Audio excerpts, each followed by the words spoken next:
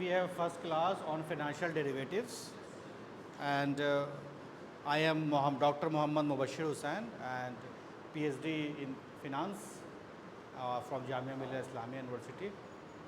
And my core area is finance, especially I did PhD in derivative market. Okay, my topic was futures, options, and other derivative and their relationship. So, can you tell me how you define the risk? Risk को कैसे define करेंगे आप? Uncertainty. Okay, okay. So we have two extremes. One extreme is known as certainty. Second extreme is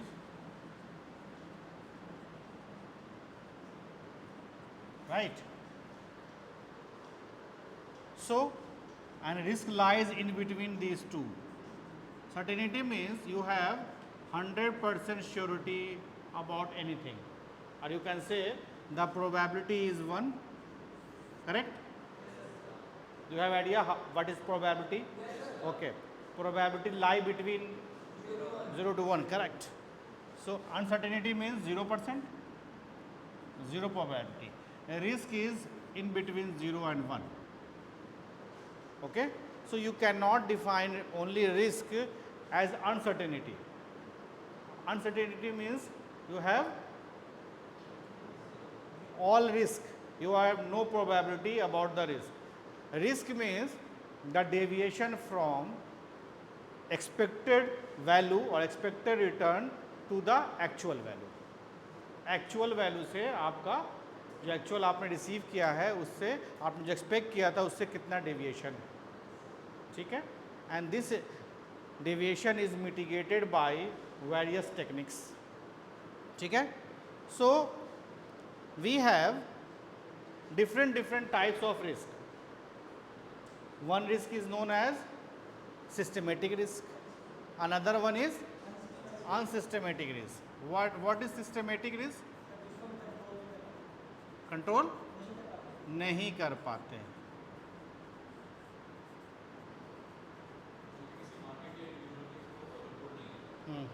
मुझे इससे लिखने में थोड़ी problem हो रही है इसकी वजह से, ठीक है? हाँ, तो the risk you cannot avoid, ठीक है? The risk you can't avoid, that is systematic risk. Unsystematic you can avoid it. So how you avoid these risk? कैसे avoid करते हो? Okay, you can avoid the unsystematic risk by using diversification.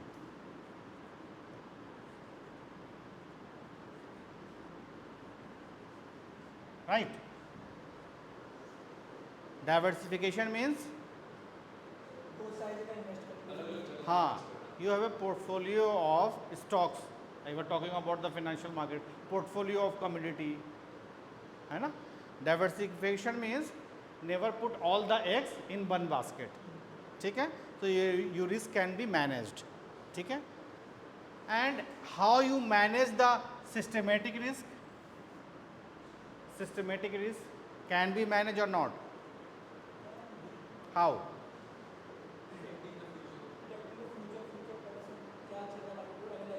Yes. Now here we have scope of the derivatives market. We can use the derivative to avoid the systematic risk. You can easily avoid the systematic risk by using derivatives. ये आपका derivatives है, ये use करके आप कर सकते हैं, ठीक है? Can you define me what is the difference between insurance and derivatives? There is interlinkage. How you define the insurance? What are the property of insurance? Insurance में क्या क्या होता है?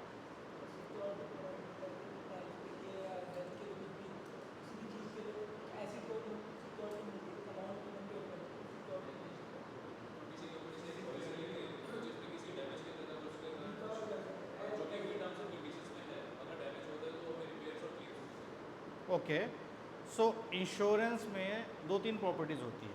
First property is you need to pay the premium amount, premium देना पड़ेगा, ठीक है। At the time of mishappening you need to provide the proof of loss and your compensation will be always less than your loss. ये तीनों properties होती हैं insurance के लिए, ठीक है।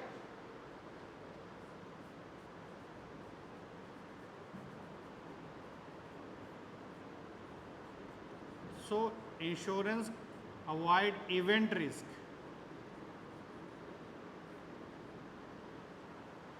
What is event risk? Event risk having low loss but high probability of that loss. ठीक है, लो लॉस या हाई लॉस क्या कह सकते हैं आप। इवेंट जब भी होता है तो हाई लॉस होता है आपको ना।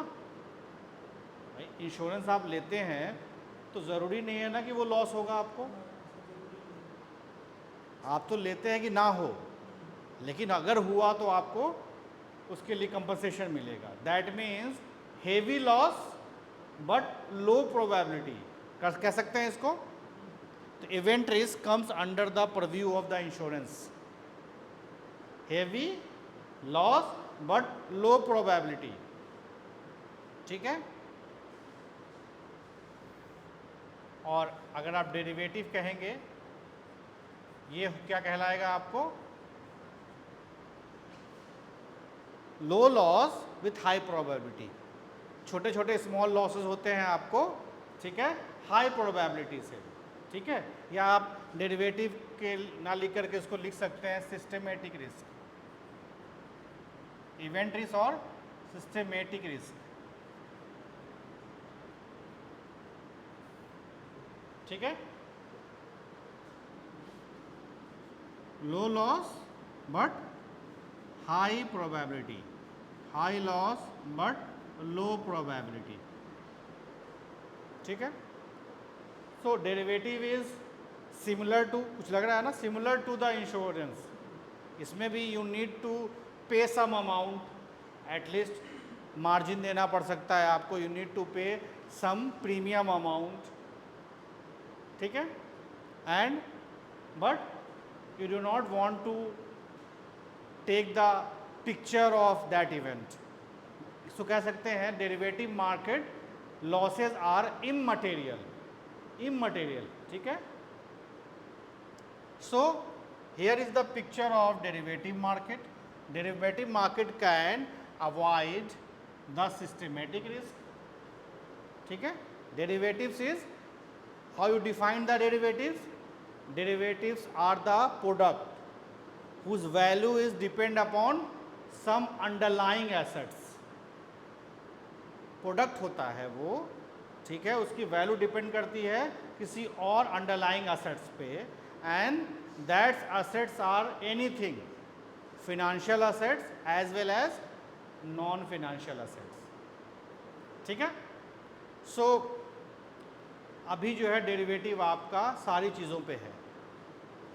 Derivative is on stock, on index और ऑन वेदर, ठीक है, वेदर डेरिवेटिव भी है। Credit derivative is also available, ठीक है। Commodity derivatives are also, commodity means everything, energy, metals, commodities, jowar, bajra, wheat, everything, okay. So derivatives is first evaluation of derivatives come due to risk management, risk management के लिए आया था ये, and it started with first hedging of the derivatives, hedging technique। what is hedging? हाँ जी, minimize, hedge means to minimize the risk or sometimes eliminate the risk, ठीक है। तो ये जो डेरिवेटिव आया, this was first tool to minimize or eliminate the risk. It was started earlier 1970 in US, है ना, and when it was started in India, it was started in India in 2000, ठीक है, by LC Gupta committee, recommendation by the LC Gupta committee. Derivative trading. तो derivative tradings are tools used for mitigation of risk, and there are three types of risk available. Do you have idea what is business risk?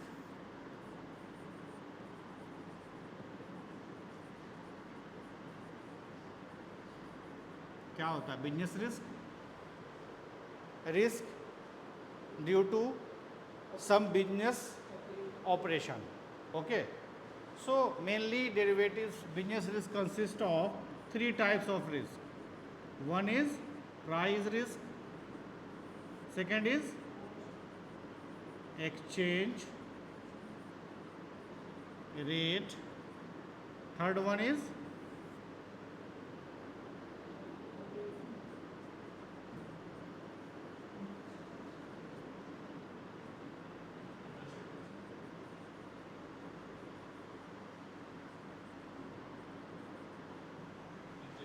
Clear.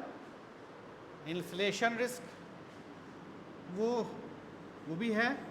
They are the macro economic risk, but basically in derivative we need to eliminate और hedge these three risk. ठीक है, so many risk are available ना, बहुत सारे risk हैं. Inflation है, credit risk है, operational risk है, हाँ वो सारे रिस्क अवेलेबल हैं. But business risk due to derivatives is the. What is price risk?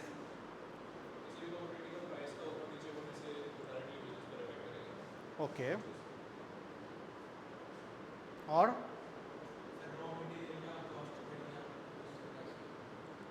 Okay,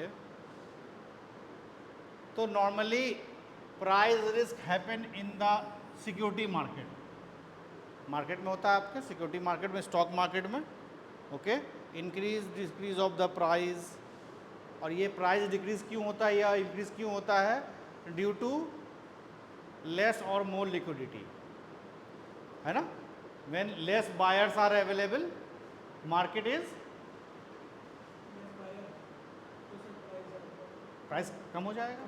okay, तो these are the price risk. Fluctuation of price, इसको हम आगे क्या सकते हैं? वोलाटिलिटी भी कह सकते हैं, है ना.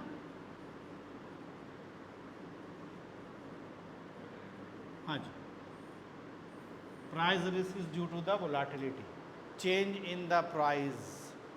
Okay, volatility is also calculated by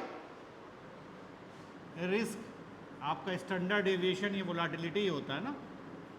standard deviation या आपका वेरिएंस, है ना. आप वेरिएंस निकालते हैं ना. What is, how you define the variance? Define.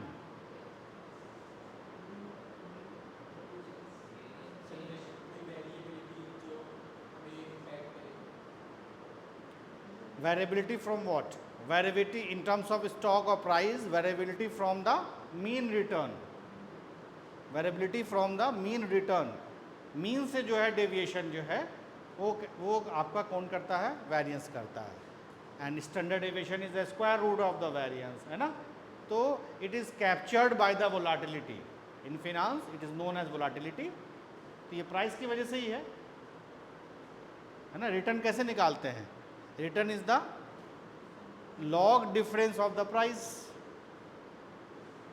Price is stochastic in nature.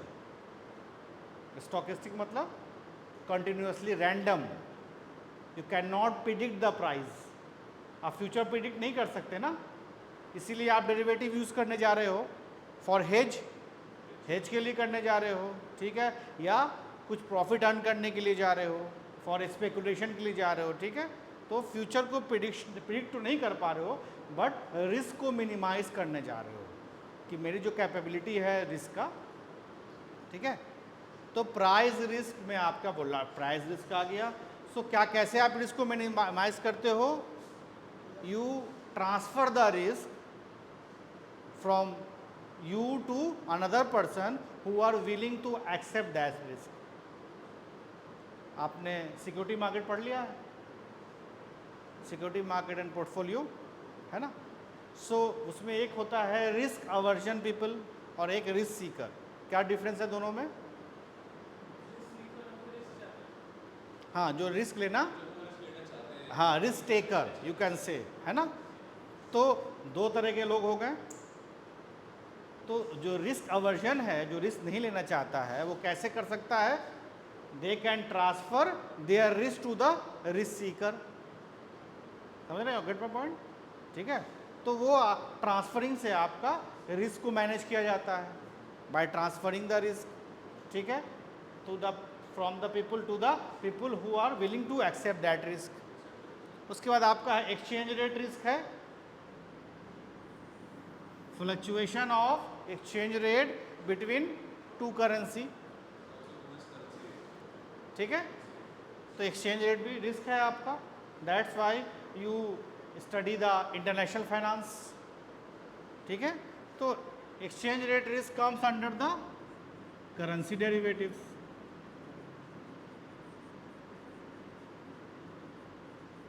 ठीक है।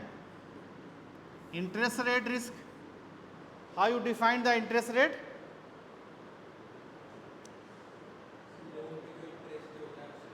क्या जी? हाँ, तो what is the name of that interest rate? क्या नाम है उसका? रेपो रेट, करेक्ट, ठीक है। तो what is current repo rate of India? 4%. It was 4% 2 years back. Current it is 6.5%. It was stagnant since 2023. एक साल से वो सेम रेट पे है। रेट कट की बात हो रही है, ठीक है ना। So what is the fluctuation of interest rate? What is the impact of interest rate fluctuation on the economy?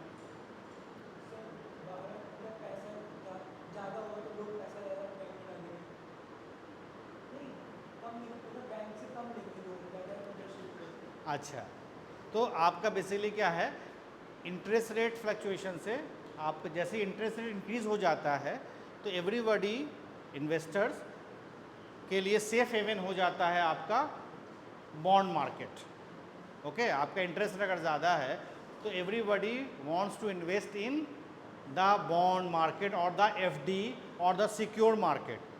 तो it is opposite reaction to the stock market. Interest rate जब भी इंक्रीज होगा तो उससे क्या हो जाएगा, money supply will decrease and generally stock market में सेलिंग स्टार्ट हो जाती है, बेरिश हो जाता है इंटरेस्ट रेट। और जब इंटरेस्ट रेट कट होता है तो everybody wants to increase their return.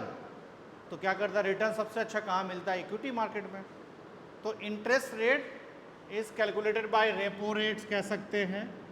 इसमें बहुत सारे रेट्स हैं, जैसे आपका गवर्नमेंट सिक्योरिटीज़ है ना, बॉन्ड्स हैं, these are the interest rate risk and this is also mitigated by using the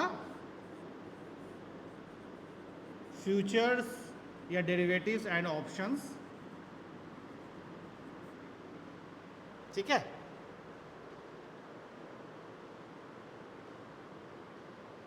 ठीक है,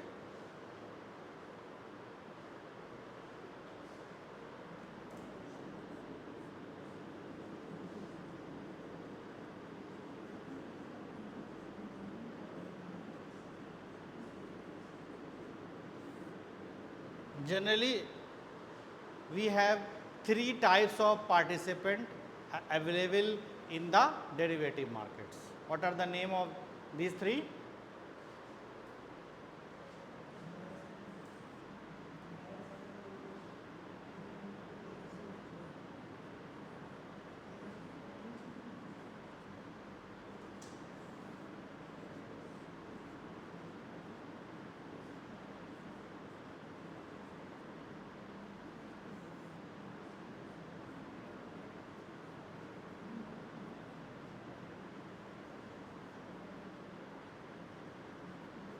ठीक है, हेजर्स, speculators and आर्बिट्रेजर्स।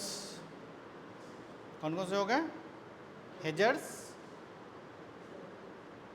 speculators and arbitragers. ठीक है.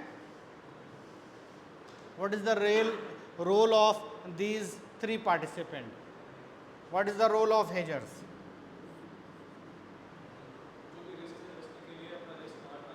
ठीक है.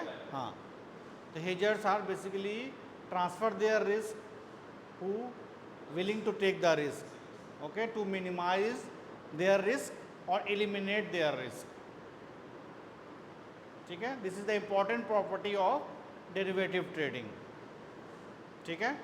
You can take any example. Take example of a farmer. Okay. Farmer जो है क्या करना चाहता है? Sell their crops and their risk is decrease of price goes down. Risk यही है ना. In future at the time of harvesting price कम ना हो जाए. ठीक है. And buyers who are willing to buy, उसका क्या रिस्क होगा? प्राइस हाई, प्राइस ज़्यादा ना हो जाए. तो they have agreement to buy or sell their goods. Simple है. ठीक है. सो वो क्या करते हैं? They minimize their risk. They minimize their risk by taking the contract of derivatives. अभी सिर्फ डेरिवेटिव्स की बात हो रही है. ठीक है. नेक्स्ट है आपका स्पेकुलेटर्स.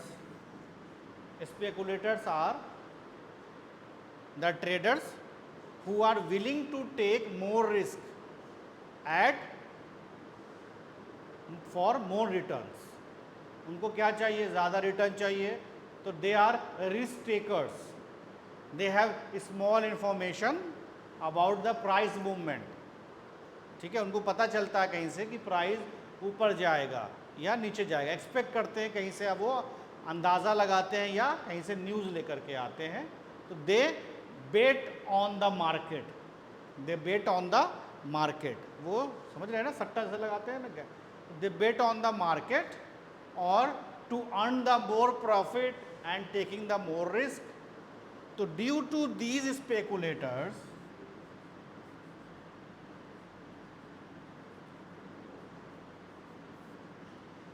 liquidity are maintained. ठीक है. Derivative tradings are very useful to increase the liquidity in the market. जितनी ज़्यादा ट्रेडिंग होगी उतना बायर सेलर्स अवेलेबल होंगे ना. तो इम्पॉर्टेंट है. Speculators are increase the liquidity. ठीक है. तो speculation is also important to increase the liquidity. इनकी वजह से ही मार्केट जो है वो चल रहा है. ठीक है. इसलिए डेरिवेटिव इंपॉर्टेंट है पढ़ना. ठीक है. लास्ट वन है आर्बिट्रेजर्स. What is arbitrage? कैसे? Example.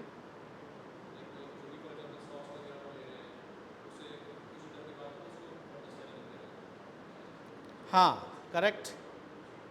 So you can define arbitrage are simultaneously buying and selling of same or similar commodity or stocks in two different market to earn the riskless profit.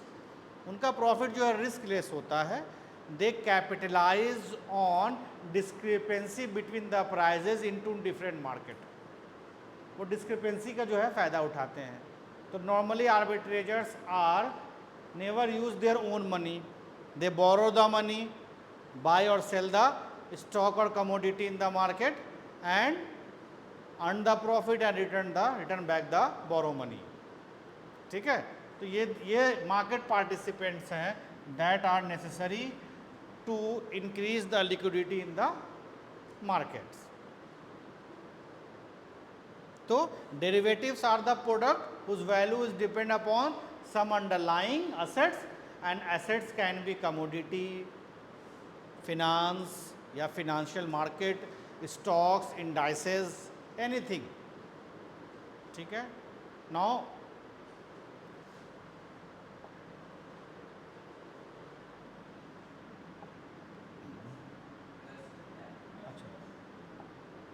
Thank you. Now move on.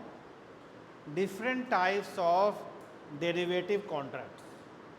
कुछ पूछना है derivative तक, risk के बारे में? ठीक है, हाँ जी। जब हम सब्जेक्ट पढ़ रहे हैं उसे थिंकिंग किस पॉइंट ऑफ व्यू से पढ़ना चाहिए, मतलब किस पॉइंट ऑफ व्यू से पढ़े, एज अ स्टूडेंट पढ़े या एज अ कोई पर्टिकुलर टाइप का पर्सन, जैसे ट्रेडिंग कर रहा हो या कुछ कर, वैसा उसको स्टडी कैसे करना चाहिए? आप स्टडी ऐसे कीजिए कि आप एज ए फिनेंशियल एनालिस्ट हैं, ठीक है, आपको एनालाइज करना है मार्केट को, आपको एनालाइज करना है कि ये डेरिवेटिव्स को हम कैसे यूटिलाइज करें आगे अपने करियर के लिए, ठीक है। तो थियोरेटिकल जानोगे आप और थोड़ा बहुत प्रैक्टिकल भी आपको करा सकते हैं इसमें, ठीक है, तो आपको टोटल आइडिया हो जाएगा। तो I will try to make it more practical by using my trading account, कैसे बाय सेल करते हैं, ठीक है। ठीक है, जनरली बताऊं आपको कि स्टॉक में जो ट्रेड करते हैं they are use for long term traders, ठीक है, इन्वेस्टर कह सकते हैं, लॉन्ग टर्म इन्वेस्टर्स होते हैं स्टॉक वाले। जो derivative tradings are use for short term trading के लिए यूज़ किया जाता है, क्योंकि इसका फिक्स्ड मैच्योरिटी टाइम होता है, उसके बाद ये क्लोज हो जाते हैं, ठीक है। तो इसके लिए ट्रेडर्स बनने के लिए अच्छा स्किल चाहिए, ठीक है, टाइम इनफ टाइम चाहिए आपको, ठीक है, और मनी भी चाहिए आपको, because it works on high leverage as well as high risk, ठीक है। तो आप उसे सब पहले समझ लें इसको आप, फिर आप कोशिश भी कर सकते हैं, इसको ट्राई भी कर सकते हैं, ठीक है। और एक बात और बता दूं,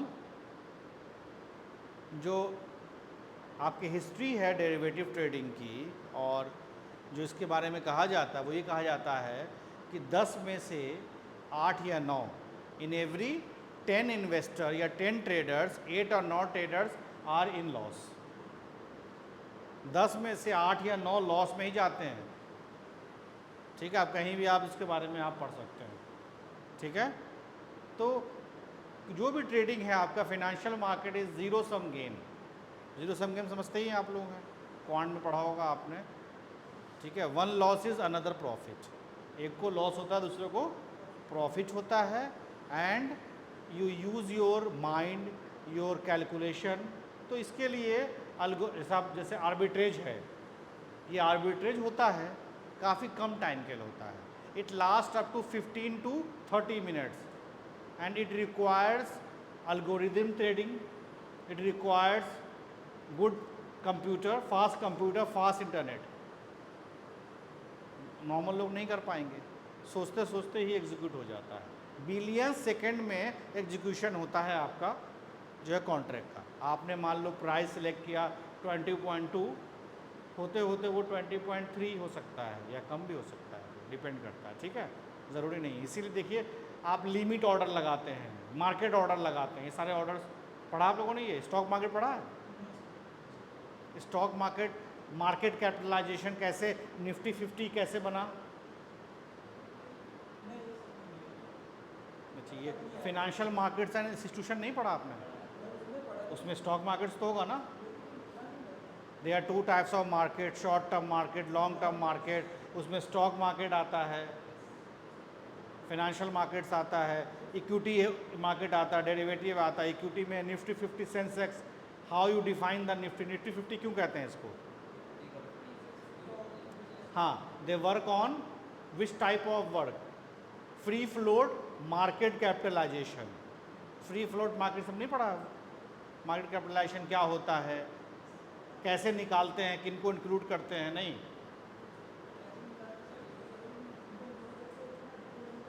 अच्छा चलो कोई बात नहीं, ठीक है।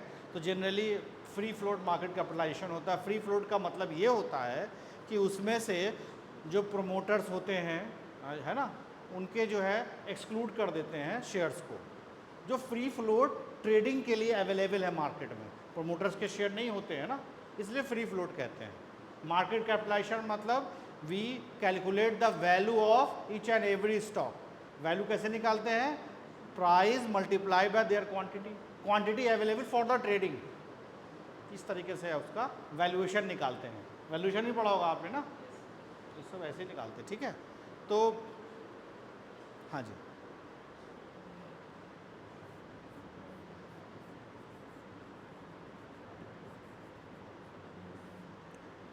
तो डेरिवेटिव्स के मेरिट्स और डिमेरिट्स पढ़ लेते हैं, ठीक है। बताइए, what are the various types of merits and demerits of derivatives market, क्या हो सकता है?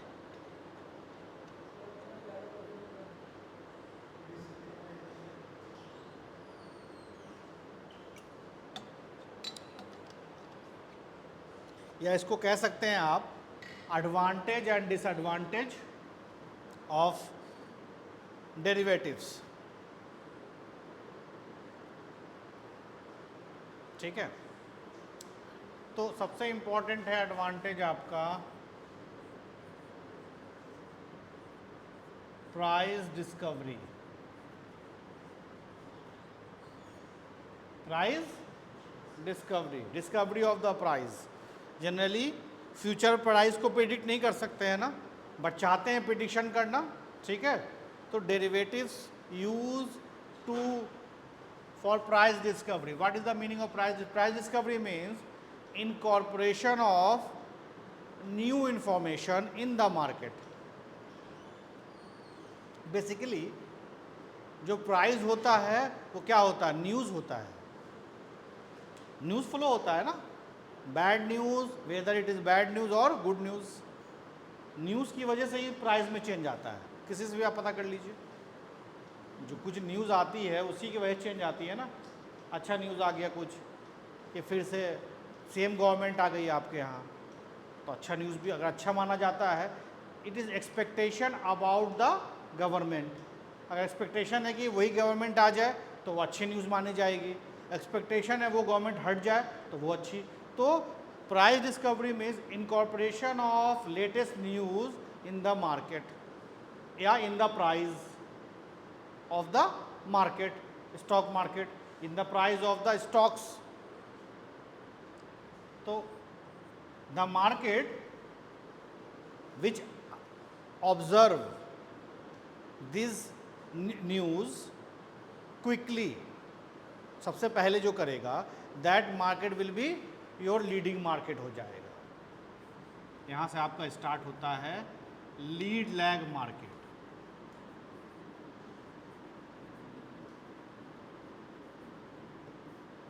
lead lag relationship of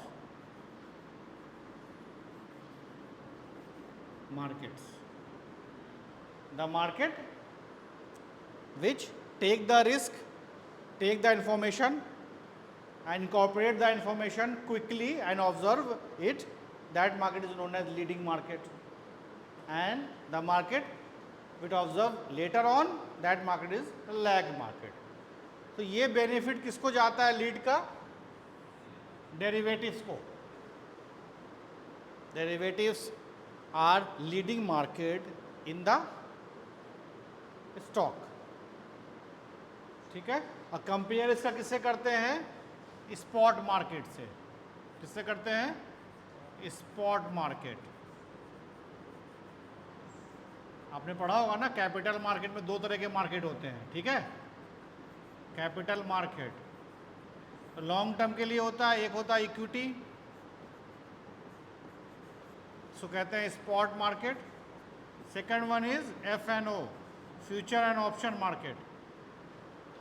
क्योंकि हमारे यहाँ स्टॉक मार्केट में ये दो ही ट्रेड होता है बस, हमें बहुत सारा पढ़ना है लेकिन ट्रेड सिर्फ दो होते हैं।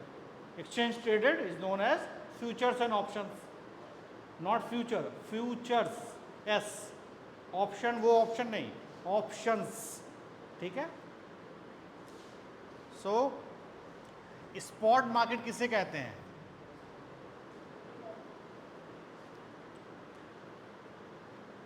बताइए। स्पॉट मार्केट इज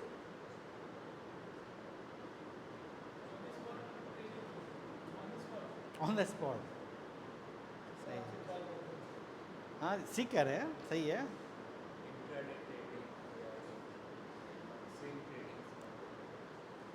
अच्छा, तो spot market is the market for immediate delivery, ठीक है। इमीडिएट डिलीवरी के लिए आप करते हैं, ठीक है, जिसमें आप जिसको नॉर्मली इमीडिएट डिलीवरी कहते हैं, but the delivery time is according to our stock market is T+1 days. T is the transaction day या trading day, 1 is the extra working day. Earlier it was T+2 था, T+0 पे बात हो रही है T के लिए, ठीक है। तो स्पॉट मार्केट को हम इमीडिएट डिलीवरी के लिए कहते हैं। Whether you go for the intraday में डिलीवरी नहीं होती, इंट्राडे में सेम डे क्लोजिंग हो जाती है, buy and sell same day, ठीक है। इसको हम लोग कहते हैं CNC market, cash and carry, ठीक है, कैश एंड कैरी मार्केट, ठीक है। मुझे याद दिलाइएगा, क्योंकि आपकी देखिए आपकी क्लासेस सिर्फ 15 डेज है ना, तो कोशिश करूंगा मैं कि आप लोग थोड़ा प्रैक्टिकल करा दूं, लेकिन थोड़ा कोर्स भी याद दिलाना बीच में आप लोग, तो मैं आप लोगों को प्रैक्टिकल आपका 70% तो हो सकता है, ठीक है। ऑप्शंस भी होते हैं इसमें, तो ऑप्शन के हिसाब से कोई 50-50 करना चाहे तो 50-50 भी हो जाएगा, समझ रहे हो ना। हाँ, डिपेंड अपॉन द टीचर, कैसे बनाना चाह रहे हैं वो।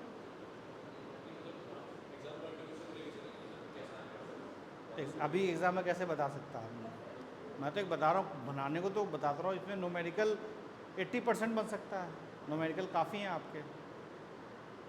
सर ये आपने एफ क्या होता है, फ्यूचर्स एंड ऑप्शंस, हाँ जी।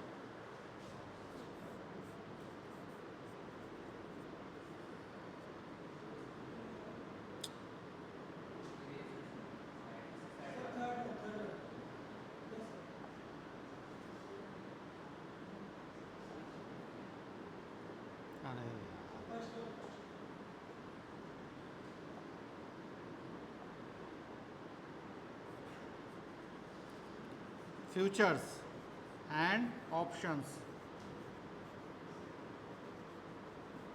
ठीक है।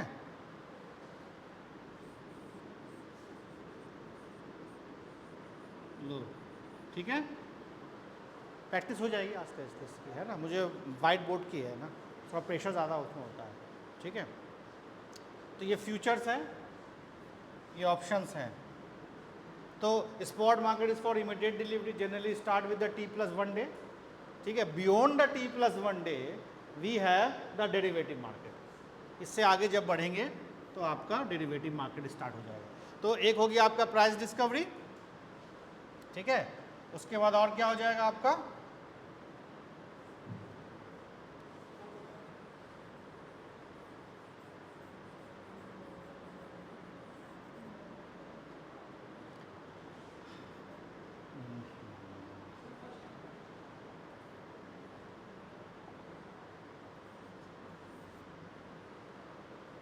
और क्या इसमें आ सकता है आपका liquidity, liquidity, derivative market is useful for the liquidity of the market, ठीक है। Buy and sell, what is the liquidity means, cash market, हाँ, converting anything into the cash without lowering its price, price को change नहीं करना पड़ेगा। Price को change कर भी सकते हैं ना आप, अगर बायर मतलब every time buyers enough number of buyers and sellers are available in the market, वरना आपको क्या करना पड़ेगा, अपना प्राइस कम करना पड़ेगा, तब मिलेगा आपको, अगर नहीं है कोई तो, ठीक है। तो ये लिक्विडिटी के लिए यूज हो गया। रिस्क मैनेजमेंट के लिए,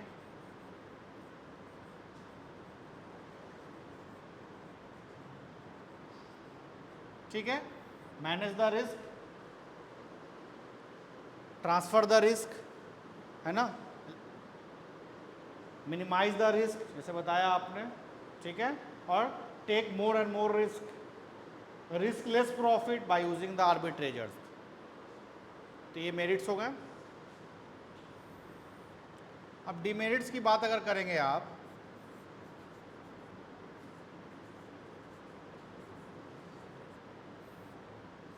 उसमें आ सकता है, हाँ जी, इंक्रीज वोलाटिलिटी हो सकता है ये। उसके बाद इसका क्या मतलब हुआ? हाँ, तो मार्केट में स्पेकुलेशन है ज़्यादा, अगर जो बाइंग इंफॉर्मेशन है बैड न्यूज़ की, ठीक है, लेकिन जो स्पेकुलेटर्स है उसको लगता है कि मार्केट अच्छा करेगा, उसने ज़्यादा अपोजिट में बाई करना स्टार्ट कर दिया, तो वोलाटिलिटी बढ़ जाएगी, ठीक है। So increase volatility in the market, ठीक है, price fluctuation in the market. And volatility is measured by, America में कौन सा मेजर करते हैं, इंडिया में विक्स, वोलाटिलिटी इंडेक्स, इससे वोलाटिलिटी मेजर होती है, ठीक है। तो यूएस से स्टार्ट हुआ था, इंडियन विक्स भी है, इंडियन विक्स। और क्या हो सकता है, increase bankruptcy,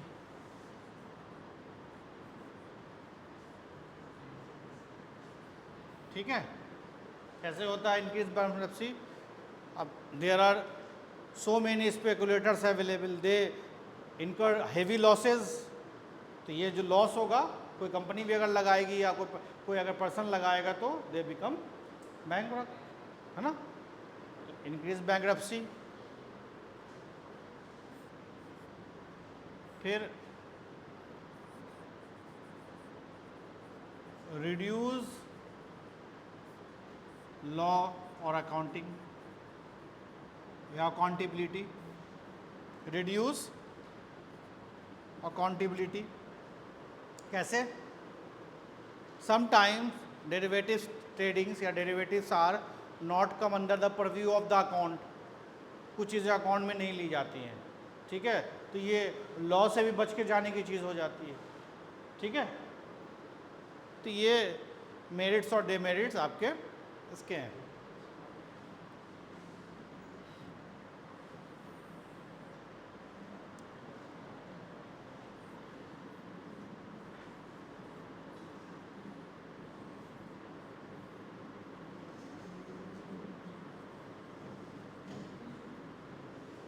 types of derivative की बात करें अगर, तो स्टार्ट विद द, ऐसे स्टार्ट करते हैं इसको,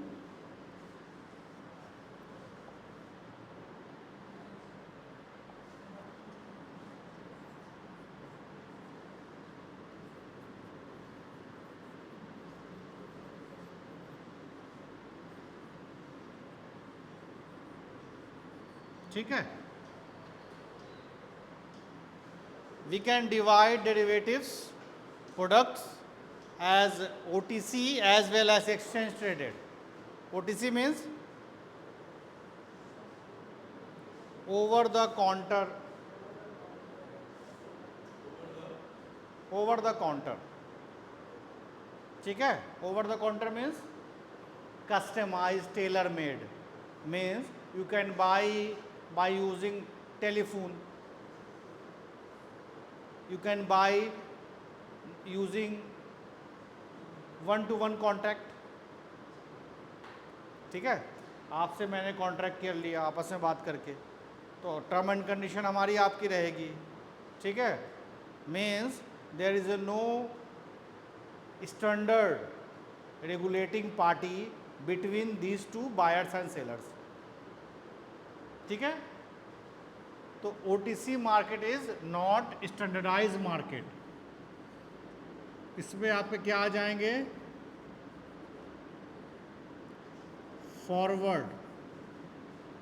फॉरवर्ड कॉन्ट्रैक्ट, ठीक है, ठीक है। Swaps and not in India, in US option is also used for OTC and exchange traded. First one is your futures contract and second one is your options,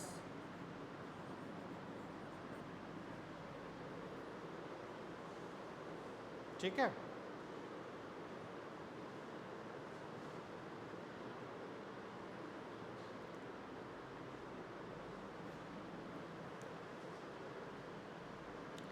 So apart from these basic derivatives, the contracts, there are so many complex derivative are also available.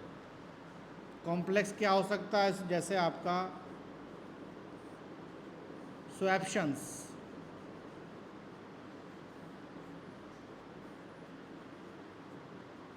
Futures on options, these are known as complex derivatives.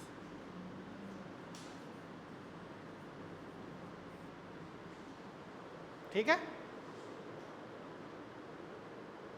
ये आपके complex derivatives हैं. Complex derivative means they have different feature than normal derivatives. हाँ, ये अलग है, complex derivatives हैं, मतलब ये भी डेरिवेटिव्स ही हैं आपके, लेकिन इनके फीचर्स अलग हैं. Generally we use these derivatives. ठीक है, ठीक है. So as we discussed already, OTC market और एक्सचेंज ट्रेडेड मार्केट क्या होता है आपका?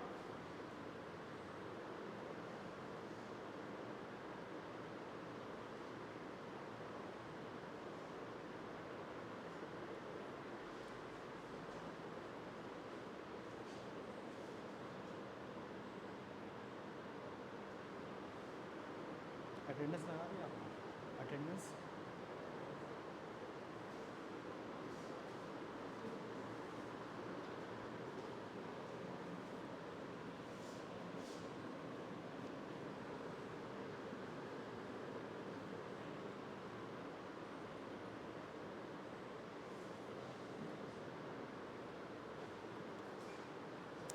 So how you define the forward contracts? ठीक है, ओटीसी मार्केट है ना, तो डेरिवेटिव मार्केट में we have spot market, spot rate is also available, है ना. Spot market for immediate delivery T+1 day. Beyond T+1 day we have forward contract and futures and options. How you define the future contracts? Derivative तो पता हो गया ना, सारे derivatives हैं आपके. फॉरवर्ड कॉन्ट्रैक्ट क्या होता है? ओटीसी ये पता हो गया, ओटीसी क्या होता है? हाँ, what do you mean by over the counter? जा करके ऑर्डर देना, या किसी दो लोगों के बीच में आपस में जो कॉन्ट्रैक्ट साइन हो जाता है. ठीक है, तो you can define the forward contract as buying and selling of any contract, financial or non-financial contract between two party, contract between two party या buying seller, buyer seller availability to deliver something on future dates and the price decided today. ठीक है, forward contract की definition simple क्या हो गई? Contract between two party to buy and sell something, whether it is a financial contract or commodity or anything, to deliver something on future dates and the price decided today, price specified today, on या कह सकते हैं on specified price. ठीक है, सारा चीज़ आज decide हुआ. आज का मतलब trading day, T+0 day, T not T day, trading day. ठीक है, सिंपल सा डिफिनीशन हो गया इसका. ठीक है, फॉरवर्ड कॉन्ट्रैक्ट का. So forward contracts have the huge market. You can say that domestic as well as international. जितने भी इंटरनेशनल फाइनेंस हैं, करेंसी एक्सचेंज जो होते हैं ना, वो मेनली फॉरवर्ड ज़्यादा यूज़ करते हैं. हाँ, इसको ज़रा वो कर दो.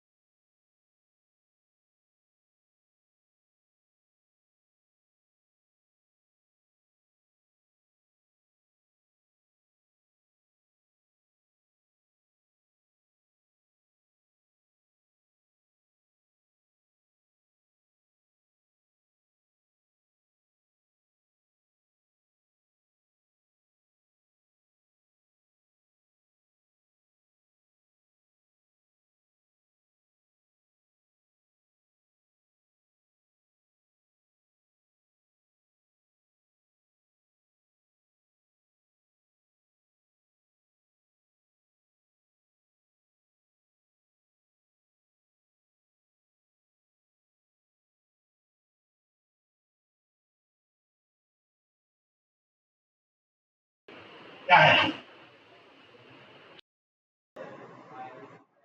वो तो लास्ट है। At a given return, you require low risk. You want low risk. Second क्या है? Okay, done. सिस्टम का साउंड होता है Okay. Started? Okay. So, correct. क्या था? फर्स्ट है at a given return, you want low risk, less risk. Second है at a given risk, you want high return.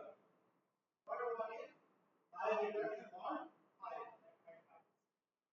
इसीलिए आप जनरली क्या चाहते हैं कि रिटर्न अगर जो चाहिए उस पर आपको लो रिस्क वाला चूज करते हैं, ठीक है। और अगर आपने रिस्क को फिक्स कर रखा है, बहुत सारा पोर्टफोलियो है बनाया आपने, तो आप हाई रिटर्न वाला यही है। तो वही चीज मैं ऐसे बताना चाह रहा हूँ। Generally derivatives are started with hedging technique. Hedge में क्या करते हैं, अपने रिस्क को कम करते हैं या मिनिमाइज करते हैं, प्रॉफिट नहीं अर्न करते हैं, ठीक है। और जब प्रॉफिट अर्न करना चाहते हैं तो you want to create speculation, arbitrage, ये सारी चीजें हैं। तो मैंने बताया आपको arbitrage last up to maximum 30 minutes. And arbitrage is very important to decrease or eliminate the price discrepancy between the stocks. है ना? arbitrage क्या होता है? प्राइस पैरिटी कंडीशन को मेंटेन इक्वल टू कुछ भी होता है ना, तो फॉर्मूला इक्वल टू लिखते हैं और फॉर्मूले में मोर देन और लेस देन लिखते हैं ना, मोर देन और लेस देन को हटा करके इक्वल करता है। मोर देन होगा तो प्रॉफिट हो सकता है, लॉस हो सकता है, लेस देन होगा तो भी करेंगे डिस्कस आर्बिट्राज कैसे करते हैं। और ईच एंड एवरी हेज का भी होगा न्यूमेरिकल, आर्बिट्राज का भी होगा और स्पेकुलेशन का भी होगा, ठीक है। तो currency derivative future forward market में आता है। Next video future market. Future market क्या होता है आपका?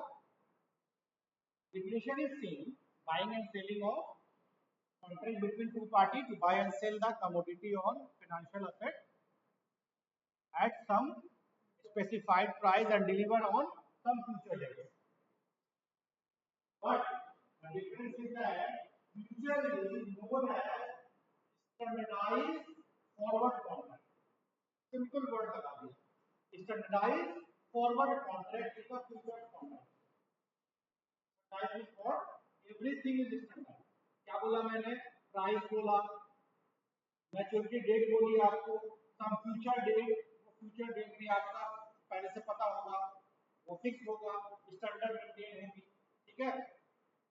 फॉरवर्ड कॉन्ट्रैक्ट में you can take any time, 30 days, 60 days, 15 days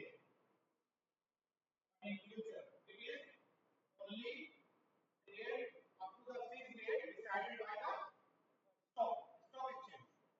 stock exchange करता है ये क्या करना है, ठीक है। Forward contract their buyer and seller are not known to each other. Future में नहीं होता है, फॉरवर्ड में होता है, आप दूसरे को जानते हैं। फ्यूचर में you only know your stock exchange, your mediator, your clearing house, इनको जानते हैं आप। There are so many participants in stock market. आप पे कौन-कौन से हैं? क्लियरिंग हाउसेस भी हैं। What is the name of clearing house of NSE? National stock exchange में कौन है? NSCCL, है ना, ठीक है। और CCIL है एक आपका PSC का, clearing corporation of India limited, और है वो national security clearing corporation of India limited, वो आपका NSE का है, ठीक है। तो they are two clearing houses, they you need to debit account for future, forward में ये debit account is not necessary, ठीक है। इसके अलावा फ्यूचर डिफरेंस है, lot of business between forward and future, बिल्कुल चलेगा। सेंट्रेटेड लिखा हुआ है, दोनों में क्या डिफरेंस है? Future is standardised forward contract, there maturity time is fixed, contract value, contract value क्या होता है, कॉन्ट्रैक्ट साइज क्या होता है, number of contract in each contract, या नंबर लॉट साइज कहते हैं, क्या कहते हैं हम लोग, लॉट साइज।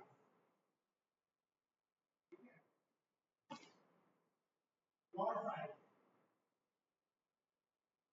और कॉन्ट्रैक्ट को लॉट साइज है, you can go for any contract, आप चाहे तो एक कॉन्ट्रैक्ट, तो लॉट साइज और लॉट साइज अकॉर्डिंग टू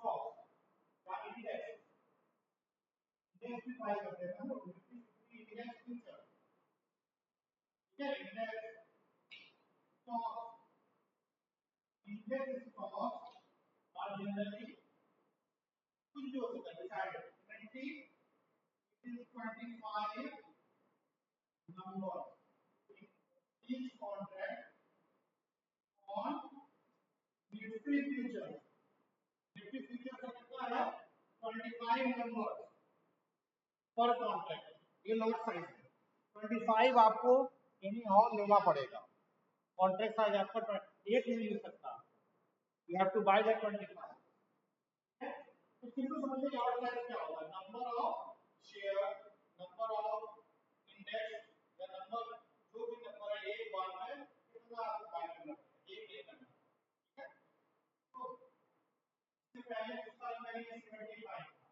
फिर 50 लिया गया, तो इंक्रीज द लिक्विडिटी, ये चेंज होता रहता है, ये चेंज कब हुआ है, लास्ट मई 2024 में, ये अभी से इंडेक्स, ये इंडेक्स फ्यूचर और इंडेक्स ऑप्शन ऑफ निफ्टी 50, ठीक है, इंडेक्स समझते हैं ना, वही जो इंडेक्स बनाते हैं 50 स्टॉक्स का, ठीक है, तो जनरली स्पॉट मार्केट में इंडेक्स नहीं सेल होता है या बाय होता है, इंडेक्स को सेल नहीं कर सकते स्पॉट मार्केट में, लेकिन इसका फ्यूचर और ऑप्शन होता है, ठीक है, फ्यूचर एंड ऑप्शन इंडेक्स का होता है, स्पॉट मार्केट नहीं होता, तो इंडेक्स अपने में क्या है, ओनली नंबर है, वो तो दूसरे स्टॉक से मिलके बना हुआ है ना, तो कलेक्शन है, वो बताता है कि जितने स्टॉक्स हैं उनका कम्युलेटिव मार्केट कैपिटलाइजेशन एक इंडेक्स में आया है, वो किस डायरेक्शन में मूव कर रहा है, ठीक है, जैसे आपका सेंसेक्स कितना चल रहा है ना, 1000 चल रहा है, तो वो इंडेक्स है ना, बीएसई 30 सेंसेक्स 30 का, ठीक है, तो आप कभी कभी आप देखा आपने, आप इंडेक्स को बाय नहीं कर सकते ना, फ्यूचर्स बाय कर सकते हैं ऑन इंडेक्स, क्यों, derivatives market a contract whose value is is depend upon some underlying asset, वो तो कॉन्ट्रैक्ट है, कॉन्ट्रैक्ट फ्यूचर आपका कॉन्ट्रैक्ट है, एक्चुअल में वो कुछ नहीं है, एक्चुअल में हम क्या करेंगे, फ्यूचर में इंडेक्स को बाय और सेल करेंगे, अंडरलाइंग एसेट क्या है, वो इंडेक्स है। अब रिलायंस की बात की, रिलायंस का फ्यूचर कॉन्ट्रैक्ट लिया आपने, वो कॉन्ट्रैक्ट है कि after 3 month you require some contract, जैसे रिलायंस फ्यूचर या रिलायंस ऑप्शंस है, उसमें आपका लॉट प्राइस है 3 नंबर, ये 40 नंबर,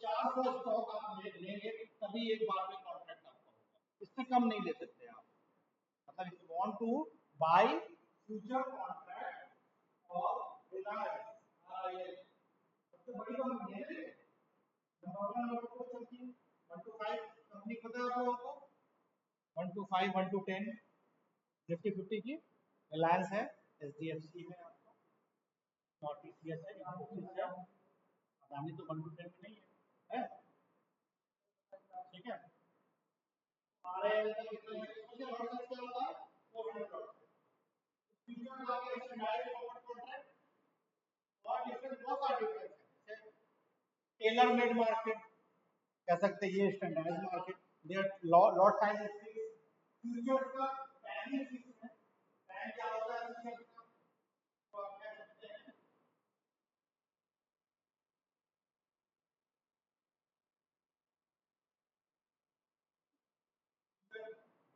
हम होता है 2 मंथ 3 मंथ,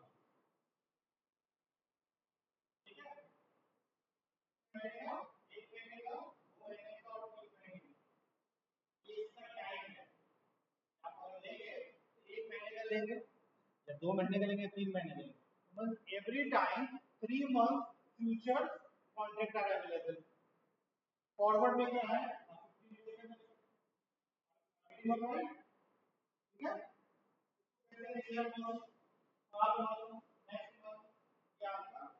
ये आपका हो गया मैच्योरिटी टाइम या duration of the contract, duration of the contract, ठीक है, ये फिक्स है, मैच्योरिटी डेट ये। तो फीचर्स हम मैंने फॉरवर्ड की बात कर दी। नेक्स्ट है आपका जो मैंने क्या बोला था, option. Option contract are more complex than the future contract. Forward और फ्यूचर में सिमिलरिटी बता दी, दोनों की डेफिनेशन सेम है, ठीक है, बस एक आपका डायरेक्ट मिल जाएगा, ठीक है, और एक स्टैंडर्ड होगा, लेकिन ऑप्शन कंप्लीटली डिफरेंट है। ऑप्शन में एक चीज है, ऑप्शन है, ऑप्शन क्या है, ऑप्शन मिलता है, इसको हम लोग कहते हैं right to buy or cell, right to buy or cell, बाकी सब चीज सेम है, ठीक है। फ्यूचर में आप ये लगा सकते हैं obligation, obligation bye or cell, कैसे डिफाइन करेंगे, obligation contract in which we have obligation to buy or sell something on future date, deliver on future date and price decide today। यहाँ पे आपको लिखना पड़ेगा right to buy or sell any future contract, sorry, any financial contract or commodity contract, deliver on future date and price decided today। आज आपने price decide कर लिया, आज ही आपने फ्यूचर डेट भी डिसाइड कर लिया, ठीक है। तो जनरली इंडिया की बात करें, in India options are only traded in exchange, सिर्फ एक्सचेंज पे मिलेगा आपको, ओटीसी आपके यूएस वगैरह में। तो फ्यूचर एंड ऑप्शन वो था एक्सचेंज ट्रेडेड, ठीक है। Right to buy or cell contract, either it is future or financial contract or commodity contract, and the price decide today and deliver on future day। इसी में delivery आपकी ऐसे ही है, लेकिन ऑप्शन में और भी चीजें हैं, जैसे एक क्वार्टरली भी एक्सपायरी होती है, duration for expiry date, expiry date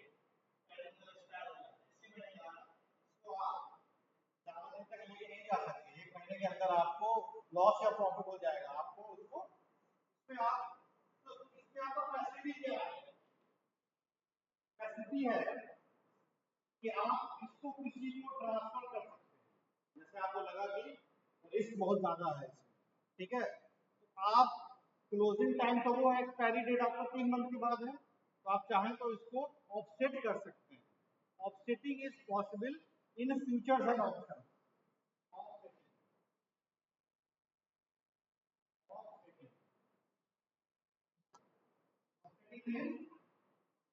You transfer, you buy or sell your contract to other party by means of exchange, ठीक है।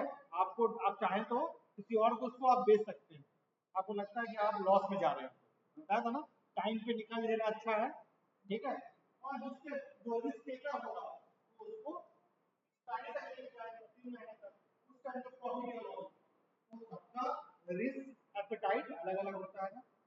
आपके पास अगर 1 करोड़ रुपए है तो आपके लिए 1 लाख का लॉस कुछ भी नहीं है, आराम से रिस्क लोगे, देखा जाएगा, लगाते हैं 10 लाख रुपए, ठीक है, और किसी के पास सिर्फ 10 लाख रुपए तो क्या करेगा वो, ठीक है, 1 करोड़ वाले के 10 लाख कुछ नहीं है, बात बोल रहा हूँ, ठीक है, और 10 लाख वाले के लिए 1 लाख रुपए कुछ नहीं है, हर का रिस्क एपेटाइट अलग अलग होता है, डिपेंड करता है बैकग्राउंड पे। ठीक है ना, बिजनेस पे भी डिपेंड करता है, तो ये आप नहीं कर सकते, तो आप इसको ऑफसेट कर सकते हैं। ऑफसेट इंटीग्रेशन समझ what is the definition of offsetting? To close your contract to sell to someone else before the expiry.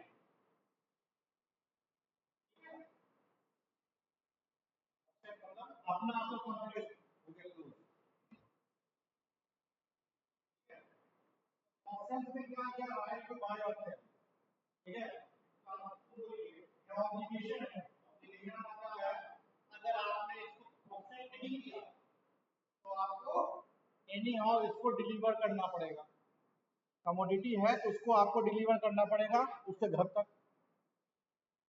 ठीक है। तो फॉरवर्ड कॉन्ट्रैक्ट में जितनी भी डिलीवरी होती है जनरली घर तक होता है, फ्यूचर कॉन्ट्रैक्ट में डिलीवरी ना के बराबर होती है। तो क्या कहते हैं हम लोग, फ्यूचर कॉन्ट्रैक्ट का जनरली कैश में सेटल होता है, मतलब बिफोर एक्सपायरी लोग अपना प्रॉफिट लॉस लेके निकल लेते हैं।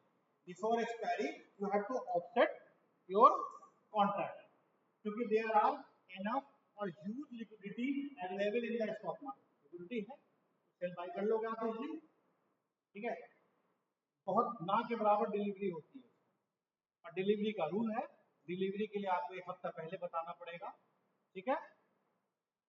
कॉन्ट्रैक्ट एक्सपायर होने से पहले आपको इंटीमेट करना पड़ेगा और एक बार जब वो लिमिट खत्म हो गई तो आपको डिलीवरी लेनी पड़ेगी, ठीक है। डिलीवरी किसकी होती है generally, commodity derivative, commodity futures की, समझ गया ना।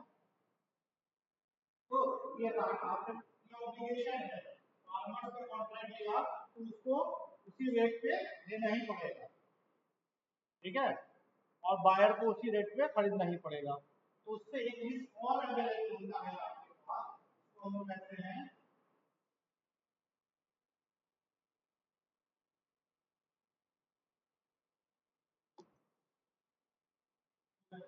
काउंटर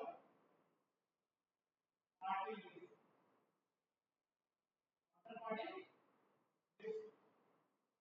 इसमें है आपके फॉरवर्ड में या ओबीसी में आप ट्वेल्व में भी सारे OBC contract counter party risk बहुत इंपॉर्टेंट है। ये counter party risk means risk of default of buyer and seller, risk of default of buyer and seller. जैसे फार्मर को पता चला ना कि उसका प्राइस जो है ऊपर चला गया, जो लॉस था उसका क्या था, नीचे ना जाए, प्राइस गोज डाउन, तो वो क्या करेगा, काउंटर पार्टी रिस्क वो कर सकता है ना, तो ये कर सकता है किसी और से बात करके सेल कर देगा। आप उसके ऊपर कहोगे कि भाई मेरा सामान नहीं आया, तो आप क्या कर सकते हो, आप केस करोगे, जो चाहे कर सकते हैं, लेकिन रिस्क तो है ना। तो आपको अगर कोई रॉ मटेरियल चाहिए, जैसे आपको मैंगो चाहिए फ्रूटी बनाने के लिए, कुछ स्लाइस बनाने के लिए, है ना, तो आपको वो चीज नहीं मिला तो आपकी कंपनी तो या आपका कंस्ट्रक्शन या आपका प्रोडक्शन तो बंद हो जाएगा, किसी और को बेच के निकल जाएगा प्रॉफिट अर्न करके। उल्टा भी हो सकता है, जैसे प्राइस नीचे चला गया तो आप भी डिफॉल्ट कर सकते हो, आपने, है ना, आप कम से स्पॉट मार्केट में खरीद लोगे जाके, स्पॉट समझते हो ना, जहां आप तुरंत खरीद सकते हो मंडी से जाकर, ठीक है। पसंद आ गया, तो ये कॉन्ट्रैक्ट ऑर्डर है जो एलिमिनेट हो जाता है फ्यूचर का ऑप्शन में। तो फ्यूचर के राइट के लिए आपको एक काम करना पड़ेगा, you need to pay the premium, यहाँ पे आपको कुछ देना पड़ेगा तभी राइट मिलेगा। और राइट का मतलब क्या है, फार्मर और बायर के केस में अगर फार्मर को अगर लगता है कि मार्केट ऊपर चला गया है, उसको लॉस नहीं है, तो वो उसके पास राइट है प्रीमियम देने के बाद कि वो उस बायर को ना दे, वो कहे कॉन्ट्रैक्ट नहीं कर रहा, ये राइट खरीदना पड़ेगा। इस राइट के लिए उसको जाना पड़ेगा ऑप्शन मार्केट में, फ्यूचर से काम नहीं चलेगा, फ्यूचर से काम नहीं चलेगा, प्रीमियम लेना पड़ेगा। मान लो 100 रुपीज को उसने कॉन्ट्रैक्ट बनाया है, हो सकता है 1 रुपीज उसका प्रीमियम हो, तो फिर 99 ही मिलेगा, ठीक है, कॉन्ट्रैक्ट करने में, ठीक है। तो अगर फ्यूचर में उसका रिस्क क्या था, प्राइस गोज डाउन, बिक्री हो जाता है, तो इसी कॉन्ट्रैक्ट को करेगा, 99 नहीं सेल करेगा, लेकिन अगर प्राइस कितना हो जाएगा 120, तो फ्यूचर के केस में, फ्यूचर के केस में या फॉरवर्ड के केस में, फॉरवर्ड तो कॉन्ट्रैक्ट मार्केट कर सकता है, छोड़ के भाग सकता है, नहीं चलेगा। फ्यूचर में उसको एनी हाउ करना पड़ेगा। क्यों? बीच में आपका स्टॉक मार्केट है, स्टॉक मार्केट जो है, स्टॉक मार्केट के फ्यूचर के लिए मार्जिन अकाउंट रखता है, दोनों पार्टी रखता है, मार्जिन मनी, ठीक है, मार्जिन एक्स्ट्रा पैसा लगता है कि अगर नहीं करेगा वो तो वो उसको वापस कर देगा, काट लेगा पैसा, ठीक है। तो जो 20 रुपए हो जाता है तो फ्यूचर में उसको इन्हें हम 100 पे डिलीवर कर देंगे, ठीक है, 100 है ना फ्यूचर में, ठीक है।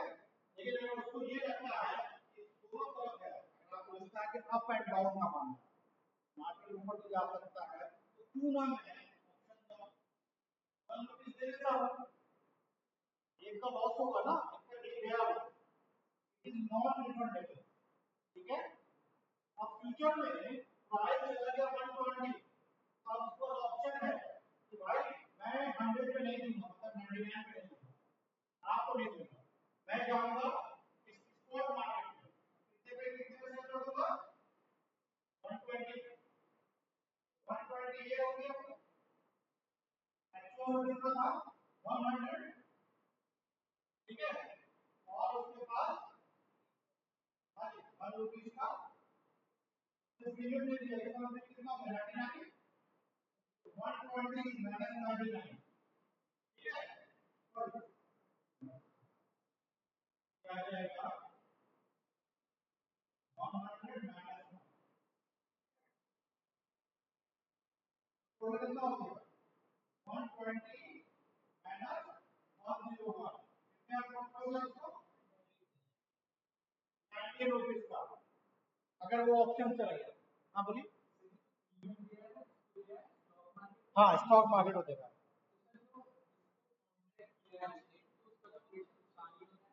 कॉन्ट्रैक्ट किया,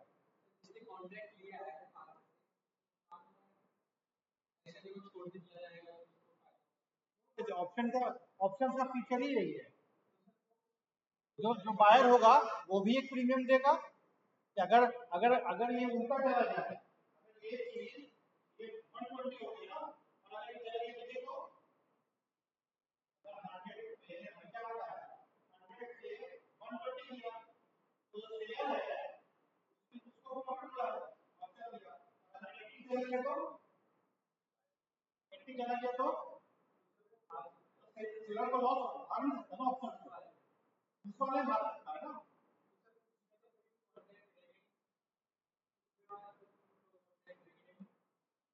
कॉन्ट्रैक्ट तो आपने किया, भाग तो सकता ही है कोई भी ना। हाँ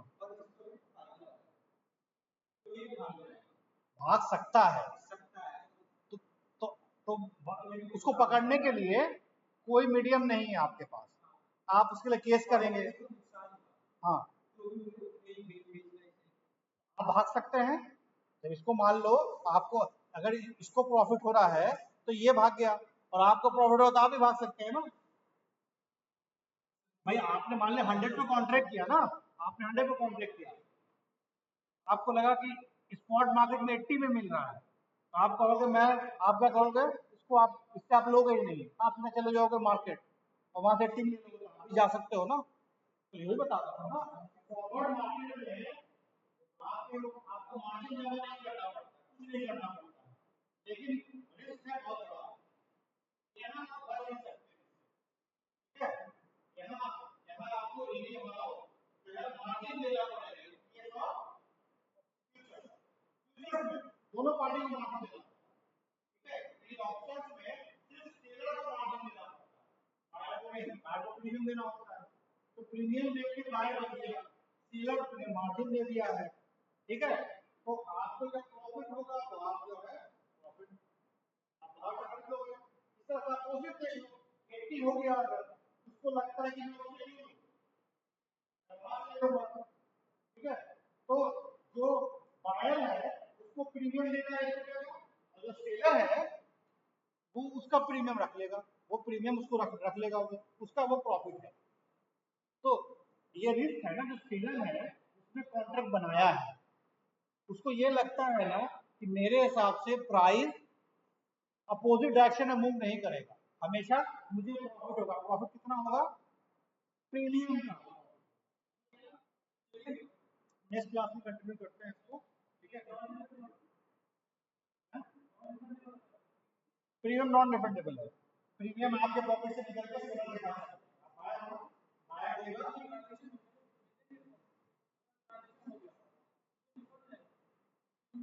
प्रीमियम रिफंड नहीं होगा, प्रीमियम नॉन रिफंडेबल है।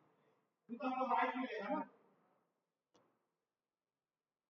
अभी तो राइट मिलेगा ना आपको।